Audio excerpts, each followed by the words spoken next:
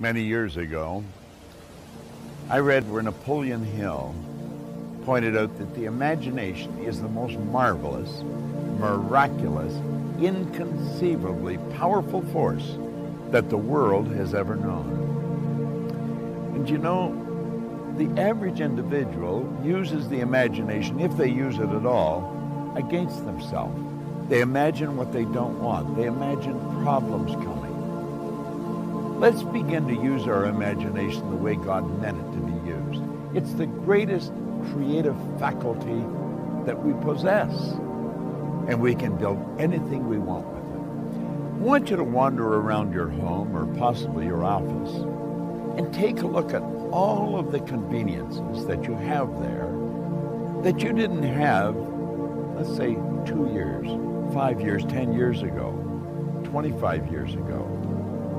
Do you know that every one of them, without exception, was first created in the mind of one individual with their imagination? Do you know you can use your imagination to go into the future and bring it into the present?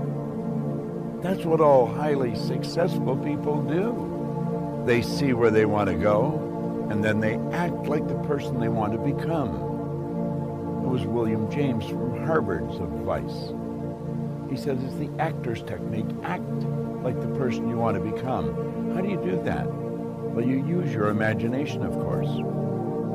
You see, it's a strange phenomena, but the greatest gift we've got is used very well up till the ages of 4 or possibly 5. The little child, we always wonder what's going on in their mind. They're using their imagination. They're building wonderful pictures in their mind.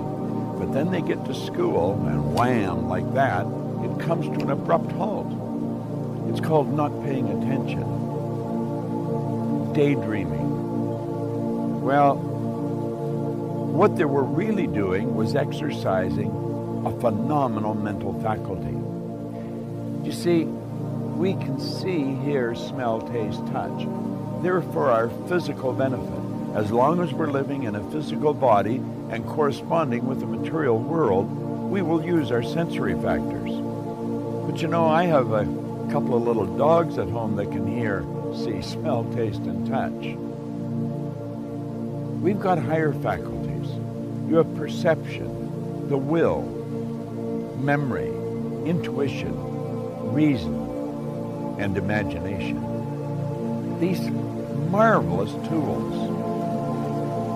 We can take our imagination and build an image in our mind of how we want to live.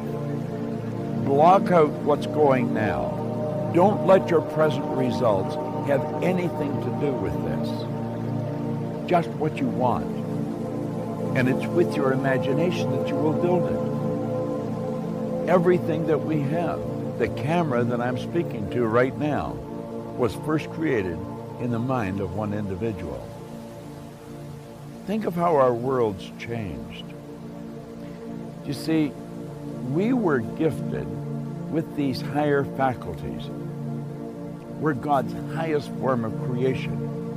We were created in God's image. We were given creative faculties to use. And you know, they're only used by 2 or 3% of the population. It's almost inconceivable that people would wander around with so much power and potential and squander it. See, the average person literally tiptoes through life, hoping they make it safely to death. It's such a shame, and it doesn't have to be that way. Think we have giant corporations and little wee creative departments. And the primary reason for that is the average individual really does not believe that they're creative. Now think. Everyone's creative, and no one is more creative than another. It's just that some have chosen to use their creative faculties to a greater degree than others. Imagination, your imagination. What do you want? How do you really want to live? Build the picture in your mind. There's a power that is flowing to and through you. A creative, unadulterated power. It can be photographed leaving your body. Way back in the 30s, Semyon Kurlin, the Russian photographer, perfected a form of photography where you can actually photograph a person's body and you will see the energy glowing from them. Well, that energy flows into your mind. And it's the images you build in your mind that's going to dictate the vibration that this instrument you're living in is in. And the vibration on a conscious level is called feeling. Make certain that you exercise your imagination daily. Build beautiful images in your mind of how you want to live, and then hold those pictures there and live that way. The imagination, the greatest nation in the world, the imagination. You've got one. It's a marvelous creative tool. It deals with the invisible side of your personality. You see, no one will ever really see you. They'll only see your body, and they'll see you the great work that you do.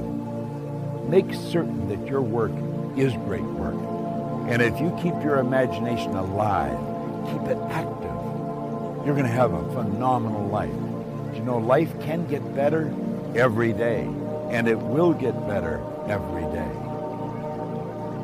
through the proper use of your imagination. What a wonderful idea. This is Bob Proctor.